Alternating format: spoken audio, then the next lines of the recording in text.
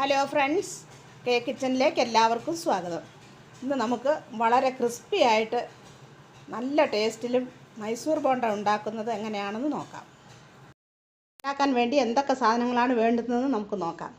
1 cup മൈദ, 1/4 cup അരിപ്പൊടി, 1/4 cup തൈര്, 2 സവാള അരിഞ്ഞത്, മല്ലിയില, പച്ചമുളക്, 1 കഷ്ണം ഇഞ്ചി അരിഞ്ഞത്, കരിവേപ്പില, ജീരകം, പിന്നെ വെള്ളം. ഇത്രയും സാധനമാണ് നമുക്ക് ഇതിനാവശ്യമായിട്ടുള്ളത്. നമുക്ക് ഈ തൈര് ഈ ബോളിലേക്ക് ഒഴിച്ചു കൊടുക്കാം.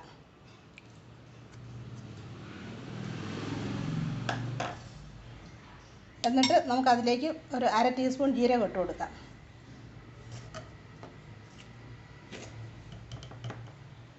അര ടീസ്പൂൺ ഉപ്പിട്ട് കൊടുക്കാം. ഉപ്പ് പാകത്തിന് മതി. എന്നിട്ട് നമുക്ക് ഇതൊന്ന് അടിച്ചെടുക്കാം.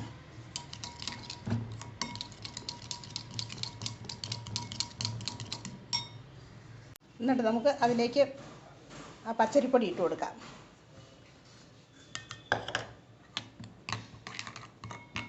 പിന്നെ ആ മൈദ 1 കപ്പ് അതിട്ട് കൊടുക്കാം. പിന്നെ അരിഞ്ഞിട്ടിരുന്ന ഉള്ളി ഇട്ട് കൊടുക്കാം. ഇഞ്ചി അരിഞ്ഞത്, പച്ചമുളക് അരിഞ്ഞത്, കറിവേപ്പില അരിഞ്ഞത്, മല്ലിയില, ഇതെല്ലാം കൂടി ഇട്ട് നല്ലതുപോലെ നമുക്ക് മിക്സ് ചെയ്യാം.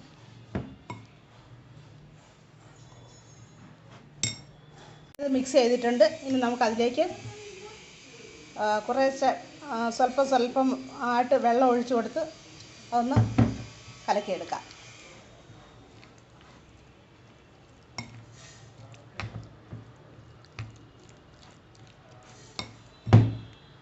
ഞാനത് വെള്ളം ഒഴിച്ച് മിക്സ് ചെയ്തു. അതുകൊണ്ട് ഈ പരുവത്തിന് വേണം അത് മിക്സ് ചെയ്യാനായിട്ട്. ഇനി നമുക്ക് ഇത് ഒരു 15 മിനിറ്റ് ഒന്ന് അടച്ചു വയ്ക്കാം. ഇപ്പോൾ 15 മിനിറ്റ് കഴിഞ്ഞ് അത് മാവ് റെഡി ആയിട്ടുണ്ട്. ഇനി നമുക്കത് ബോണ്ട ഉണ്ടാക്കാം. അതിന് വേണ്ടി ഞാനൊരു പാൻ അടുപ്പേ വെച്ച് എണ്ണ ഒഴിച്ചിട്ടുണ്ട്. അത് ചൂടായി. ഇനി നമുക്ക് അതിൽ നിന്ന് ഒരു 2 സ്പൂൺ ചൂടെണ്ണ എടുത്ത് നമ്മുടെ ഈ ബാറ്ററിലേക്ക് ഒഴിച്ച് ഒന്ന് ഇളക്കിയെടുക്കാം. വട നല്ല സോഫ്റ്റ് ആവും. അതിനു വേണ്ടിയാണ് അതങ്ങനെ ചെയ്യുന്നത്.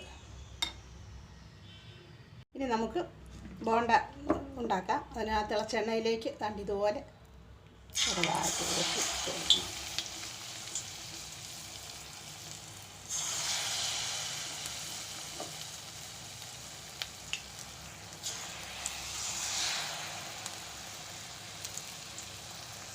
നമ്മുടെ ബോണ്ട ഒരു വശം മൂത്തിട്ടുണ്ട്. ഇനി നമുക്കതൊന്ന് തിരിച്ചിട്ട് കൊടുക്കാം.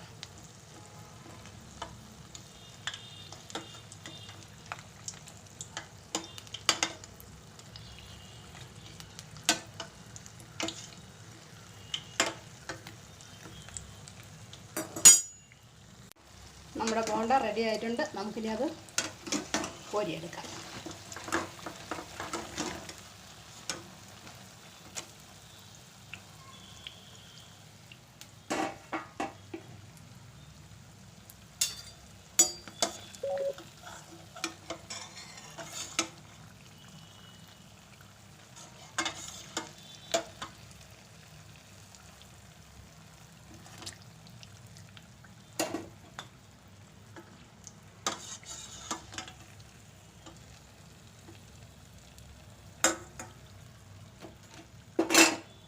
നമ്മുടെ മൈസൂർ ബോണ്ട ഇവിടെ റെഡി ആയിട്ടുണ്ട്.